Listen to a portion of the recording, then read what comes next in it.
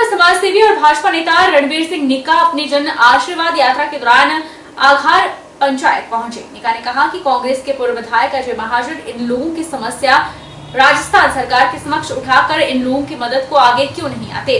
वहीं उन्होंने वन मंत्री पर निशाना साधते हुए कहा कि वन मंत्री पिछले 4.5 साल से झूठी घोषणाएं कर लोगों को बेवकूफ बनाने का काम कर रहे हैं। जो हमारी जन आशीर्वाद यात्रा जो हमने डोर टू डोर अभियान चलाया, चलते चलते आघार पंचायत में पहुंचे हैं। आघार पंचायत का गांव टूंड खली जिसको बोलते हैं, सारे लोग पोंग बांध विस्थापित जहां पर आए थे, आस लेकर की सरकार से इन्होंने आस रखी थी कि यहां पर हम जो हमारा पुनर्जीवन है जहां पर स्थापित हो सके। मगर गांव वालों का रोष है, सभी लोग किसानी करते हैं, सब्जियां उगाते हैं, एक भी सरकारी ट्यूबवेल आज दिन तक जहां राजनीति इतने सालों से होती हुई है, एक भी ट्यूबवेल जहां पर नहीं लगा। और पक्की सड़क जो हमारी मेन सड़क से लेकर इनके गांव तक की सड़क आज तक कच्ची है, सारी सड़क उखड़ गई है। पीने के पानी की समस्या जहां पर है। और इनका एक रोष और है, जो इनको मुरब्बे राजस्थान में मिले थे वहां पर इनकी जमीनों पर वहां के स्थानीय राजस्थान के लोगों द्वारा कब्जे कर लिए गए हैं। ये सरकार के अगर वहां पर जाकर गुहार लगाते हैं वहां उनकी सुनाई नहीं होती। तो मैं बोलने आया हूं, वहां पर कांग्रेस की सरकार है, यहां पर विपक्ष कांग्रेस का है। बड़े बड़े वादे कांग्रेस के लोग ठोक रहे हैं, जहां के स्थानीय पूर्व विधायक ठोक रहे हैं। तो मैं गांव के लोगों को अवेयर करने के लिए आया हूं कि जहां जहां इनकी जमीनों पर कब्जे हुए हैं, पूर्व विधायक को लेकर वहां पर जो कांग्रेस की सरकार है वो हमारे लोगों की मदद करे। इनकी वहां पर जो जमीनों पर कब्जे हैं वो हटाए जाए ताकि वहां पर अपनी जीवन यात्रा चल सके। मैं स्थानीय मंत्री की ये बात कहता हूँ, झूठी घोषणाएं 4.5 सालों के अंदर उन्होंने की है। चाहे जसूर का बस स्टैंड है, शॉपिंग कॉम्प्लेक्स है, चाहे बदुई खन्नी जिगली में इंडस्ट्री एरिया है, सारे झूठे के झूठे वादे सिर्फ शबूखे छोड़ते हैं। जब चुनावी वर्ष आ जाता है तो सिर्फ शिलान्यास करने की बारी होती है, धरातल पर। शनिवार को नूरपुर में कांग्रेस द्वारा रोजगार संघर्ष यात्रा निकाली गई। संघर्ष यात्रा में रघुवीर सिंह बाली और नूरपुर के पूर्व विधायक अजय महाजन ने शिरकत की। इस यात्रा में सैकड़ों कार्यकर्ताओं ने भाग लिया। शनिवार को नूरपुर में कांग्रेस द्वारा रोजगार संघर्ष यात्रा निकाली गई। रघुवीर सिंह बाली ने कहा कि बेरोजगारों के साथ खड़ा होने के लिए रोजगार संघर्ष यात्रा एक मिशन के तौर पर निकाली गई है। प्रदेश में लाखों नौजवान बेरोजगार हैं, लेकिन भाजपा की सरकार इन्हें रोजगार देने के बजाय इनका शोषण कर रही है। उन्होंने कहा कि स्वर्गीय JS बाली के नेतृत्व में यह यात्रा शुरू की गई थी और कांग्रेस ने अपने कार्यकाल में लाखों युवाओं को रोजगार दिया था।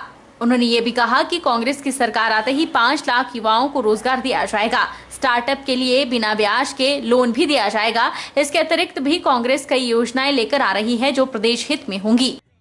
पिछली बार की सरकार ने विकास पुरुष श्री JS बाली जी के अथाह प्रयास रोजगार संघर्ष यात्रा को जो पहली बार उन्होंने देश में शुरू किया और पूरे प्रदेश में हर विधानसभा क्षेत्र में उसको लेके गए। नूरपुर भी वो आए थे और अजय महाजन जी उनके साथ उस वक्त भी थे।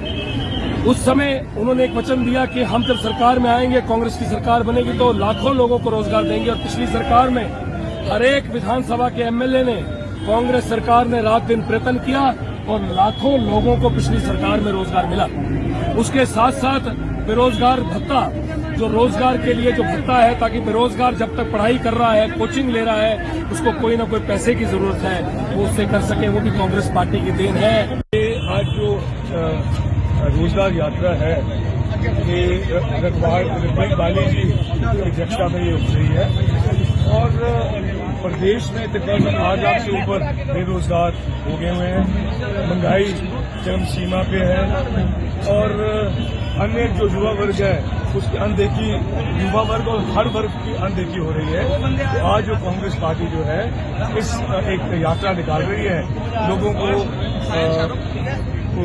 जगाने के लिए और लोगों की तकलीफें जो हैं आगे लाने के लिए। हिमाचल प्रदेश में अब सियासी सरगर्मियां तेज हो गई हैं। इसका मुख्य कारण इसी साल के अंत में विधानसभा चुनाव का होना है। इसी के मद्देनजर राज्यसभा सांसद इंदु गोस्वामी ने चुनाव में महिला मोर्चा सम्मेलन में शिरकत की। उन्होंने कहा कि हिमाचल प्रदेश और केंद्र सरकार लगातार बेहतरीन विकास कर रही है। इन विकास कार्यों को गाँव-गाँव तक पहुँचाना है ताकि हिमाचल में मिशन रिपीट हो सके। आज मैं चुराह विधानसभा क्षेत्र में आई हूँ और यहाँ पे महिला मोर्चा की महिला मोर्चा का सम्मेलन था, उस सम्मेलन में मैंने भाग लिया और चुराहा मंडल की महिला मोर्चा की जो चुराहा मंडल से जो नारी शक्ति आई है उसमें जो उत्साह है वो देखते ही बनता है और उनके उत्साह को देखकर लगता है कि एक बार फिर प्रदेश में भारतीय जनता पार्टी की सरकार बनने वाली है। बहुत अच्छा लगा और जो भी जैसे हंसराज जी ने कहा कि केंद्र सरकार और प्रदेश सरकार जो योजनाएं महिलाओं के उत्थान व विकास के लिए चलाई जा रही हैं उनके बारे में विस्तृत से चर्चा की गई आज इस सम्मेलन में और उनको बताया गया कि मोदी सरकार 7 साल से अधिक हो गया अब तो और प्रदेश सरकार के पौने 5 साल के शासनकाल में नारी शक्ति के लिए क्या क्या कार्यक्रम और योजनाएं चलाई गई हैं, किस तरीके का लाभ महिलाओं को केंद्र बिंदु में रखकर हमारी चाहे केंद्र की सरकार हो चाहे प्रदेश की सरकार हो उन्होंने दिया है। हिमाचल प्रदेश विधानसभा चुनाव के लिए केंद्रीय आला कमान द्वारा गठित स्क्रीनिंग कमेटी उम्मीदवारों के चयन के लिए कार्यकर्ताओं से फीडबैक लेने के लिए हिमाचल पहुंच चुकी है। कमेटी के सदस्य उमंग सिंघार आज मंडी पहुंचे, विधानसभा सीटों में उम्मीदवार के चयन के लिए कार्यकर्ताओं से फीडबैक लेंगे। कांग्रेस स्क्रीनिंग कमेटी के सदस्य उमंग सिंघार ने कहा कि कांग्रेस का शीर्ष नेतृत्व हिमाचल प्रदेश के विधानसभा चुनाव में जमीनी स्तर का नेता उतारना चाहता है जिसे जनता खुद कहे कि यह चुनाव लड़े। उन्होंने कहा कि जमीनी स्तर पर आंकलन करने के बाद ही टिकट एक अच्छे नेता को दिया जाएगा ताकि विधानसभा चुनाव में जीत सुनिश्चित हो सके। वहीं जिताऊ उम्मीदवार और कुशल नेतृत्व करने वाले नेता को ही टिकट दिया जाएगा। उमंग सिंघार 11 सितंबर तक प्रदेश के दौरे पर हैं। इस दौरान वह पार्टी उम्मीदवारों के चयन के बारे में पार्टी कार्यकर्ताओं से उनके विचारों को जान रहे हैं, जिसको लेकर आज वे मंडी पहुंचे।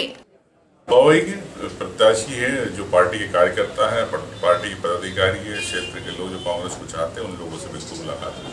कितने लोग डेलीगेशन मिले? बहुत लंबी थोड़ी लिस्ट आपने अपने टेबल पर रखी। अब हर विधानसभा से 100 के 5-10 दावेदार तो होते ही है। हाँ। तो विधानसभा वाइज सबसे मुलाकात हुई है। ऐसा कौन सा विधानसभा क्षेत्र है 10 में से जहाँ सबसे ज्यादा डेलीगेशन आपको मिला है? अब ये तो आप भी जानते हैं, हम भी जानते हैं नहीं, आपके पास तो ऑन रिकॉर्ड है, हमारे पास जैसे नाचन से सबसे ज्यादा मिले हैं, लेकिन अब मेरे ख्याल से ये पार्टी की इंटरनल बात है, ये बताना ठीक नहीं है। हाँ। इसके बाद अब क्या रहेगा? अब आप फाइनल सूची आगे भेजेंगे किस तरह से? स्वाभाविक है कि अब चूंकि दिल्ली में स्क्रीनिंग कमेटी की जब बैठक होगी तो यहाँ के पार्टी कार्यकर्ताओं के उम्मीदवारों की बात को नेताओं के साथ आपसी समन्वय बना के जो भी एक कंसर्न बनेगी उसके अकॉर्डिंग तय किया जाएगा। आगामी विधानसभा चुनाव में कांग्रेस का अग्रणी संगठन NSUI सोशल मीडिया को बीजेपी के खिलाफ हथियार बनाएगा। इसके लिए बाकायदा NSUI कार्यकर्ताओं को प्रशिक्षण दिया जा रहा है। नाहन में NSUI का प्रशिक्षण शिविर आयोजित हुआ जिसमें राज्य और राष्ट्रीय स्तरीय NSUI नेताओं ने हिस्सा लिया। NSUI के प्रदेश अध्यक्ष छत्र सिंह ठाकुर ने कहा कि आगामी विधानसभा चुनाव में NSUI की एक अहम भूमिका रहने वाली है और मुख्य रूप से केंद्र और प्रदेश सरकार की नाकामियों को NSUI आम लोगों के बीच पहुंचाएगी। छत्र सिंह ठाकुर ने कहा कि सोशल मीडिया के जरिए कार्यकर्ता सरकार की नाकामियों को उजागर करेंगे, जिसके लिए बाकायदा हर जिला में 3 एंड्रॉइड मोबाइल NSUI कार्यकर्ताओं को देने का निर्णय लिया गया है। छतर सिंह ठाकुर ने कहा कि सोशल मीडिया के जरिए कार्यकर्ता सरकार की नाकामियों को उजागर करेंगे, जिसके लिए बाकायदा हर जिला में 3 एंड्रॉइड मोबाइल NSUI कार्यकर्ताओं को देने का निर्णय लिया गया है, जिसमें मुख्यतः आने वाले टाइम में जितनी सरकार की नाकामियों को उठाना है और जो छात्र साथी, क्योंकि आज के जमाने में क्या कि फेसबुक का जमाना है, सोशल मीडिया का जमाना है, तो आज की डेट में जो अपनी आवाज सबसे बुलंद आवाज रखेगा, जिसकी सबसे ज्यादा रीच रहेगी सोशल मीडिया पे, NSUI हर जिले में उन छात्राओं को 3 मोबाइल भी गिफ्ट करेंगे जो अपनी आवाज को बखूबी निभाएंगे। NSUI काम कर रही है नेशनल बिल्डिंग का, NSUI काम कर रही है छात्राओं को झूठ फरेब से दूर रखने का, सच को सामने लाने का। क्योंकि आज अगर देखेंगे कि 65 से जो लगभग 65% आबादी है वो हमारी है, युवाओं की है। अगर युवाओं ने सच बोल दिया, सच ला लिया, तो हिंदुस्तान का निर्माण तभी हो सकता है। झूठ से हटाने के लिए, छात्रों को भविष्य को उज्जवल बनाने के लिए प्रशिक्षण शिविर था और आने वाले समय में भी हम कॉलेज में, महाविद्यालय में और आगे नेक्स्ट लेवल तक इसको लेने के लिए तैयार रहेंगे। सिरमौर जिला की रेणुका में प्रस्तावित 40 मेगावाट की महत्वपूर्ण रेणुका बांध परियोजना से विस्थापित होने वाले लोग अब आंदोलन की तैयारी में हैं। आरोप है कि सरकार द्वारा इनकी मांगों पर कोई गौर नहीं किया जा रहा। इस बहुउद्देशीय परियोजना से एक तरफ जहां देश की राजधानी दिल्ली को पानी की सप्लाई होगी, वहीं दूसरी तरफ 40 मेगावाट बिजली का भी उत्पादन होगा। महत्वपूर्ण रेणुका बांध परियोजना का कुछ महीने पहले प्रधानमंत्री नरेंद्र मोदी ने शिलान्यास किया है। शुरुआती चरण में परियोजना पर करीब 7,000 करोड़ रुपए की राशि खर्च की जा रही है, लेकिन काम शुरू होने से पहले ही अब विरोध के सुर यहां बुलंद होने लगे हैं।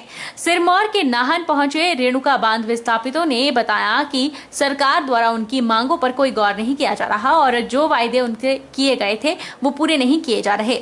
लोगों का कहना है कि विस्थापन के बाद उनके लिए जो जमीनें उनके देखी गई थी वह कृषि योग्य नहीं है, जिसका शुरू से ही विरोध किया जा रहा है, लेकिन इस बात को गंभीरता से नहीं लिया जा रहा।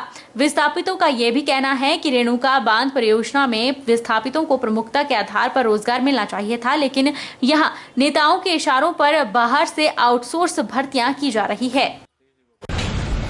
हम आज डीसी सिरमौर से मिलने आए हैं। पूरे हमारी जो संघर्ष समिति की कोर कमेटी है उसमें हमारी आज तक जितनी भी मांगे हमने बांध प्रबंधन, प्रशासन और सरकार के समक्ष रखी, उसमें से एक भी मांग हमारी पूरी नहीं हुई, जिस कारण हम विस्थापितों को दर दर की ठोकरें खाने पर मजबूर होना पड़ रहा है। उसमें सबसे पहला मुद्दा हमारा जो है वो है पुनर्वास और पुनर्स्थापन का, जिसमें कि अभी तक इन्होंने कोई भी कार्य ऐसा नहीं किया है जिसमें कि विस्थापितों को पुनर्स्थापित किया जाए।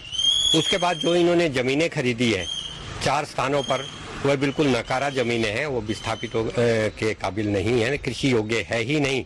ये है कि जो गिरिपार का जो क्षेत्र है, जो कि एक हाटी वाला जो एरिया है, वहाँ की जो दूरी है वो 14 किलोमीटर, इनका जो आंकड़ा कहता है कि 14 किलोमीटर दूरी बढ़ रही है, लेकिन हमारे हिसाब से वो लगभग जो है ना 20 किलोमीटर के करीब बढ़ेगी। तो हम उसमें ये सोच रहे हैं कि बीच में कोई एक पुल अगर बनता है तो ये दूरी कम हो सकती है, जो कि ऐसा ही अगर दोबारा होता है, जो हमने उसको भी चैलेंज करने की बात कही है कि दोबारा से ऐसा ये करवाया जाए। सोशल इम्पैक्ट असेसमेंट वो सही नहीं हुआ है, जो FRI जो है देहरादून द्वारा जो कराया गया, लेकिन उस पे भी ये लोग जो है ना गौर नहीं कर रहे। वक्त तो चला है छोटे से ब्रेक का। ब्रेक के बाद कॉल लौटेंगे, आप बन रही है।